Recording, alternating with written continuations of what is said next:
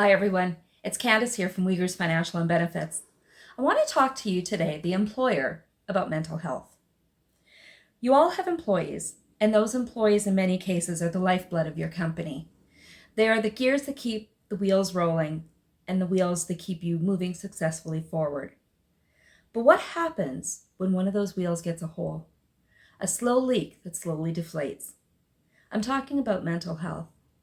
Mental health rarely comes on like a full-on flat. It slowly eats away at you and if not treated, can leave you flat out. I know this is nothing you don't already know, but I want to share with you my story on how my employer made my mental health recovery so much easier. I should add this is not a paid Uyghurs advertisement. I'm not compensated, obligated, or coached in any way of what to say. This is a heartfelt, honest to truth appreciation for what my company has done for me to help me to succeed.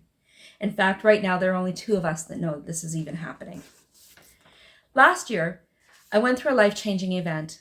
Life as I knew it came crumbling down all around me. It started out with a text message to my manager, Pat, requesting a personal mental health day. It was immediately followed by a phone call asking me if I was okay. I don't remember much of the phone call. I do remember that it was lengthy and consisted of several, how can I help you? What can we do? Where do you need my help? Over the last year, I was provided many resources and avenues of support, from flexible work arrangements, work from home days when I needed them, and wellness services like the Curve app, which provided weekly counseling through our EAP. I also received access to professional services like Kim, my financial planner, who helped me restructure my financial planning and retirement planning goals. They supported my personal rebuild by funding a leadership course through our professional development program.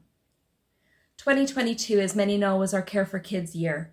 It was the year that we hosted our incredible Obsessed event.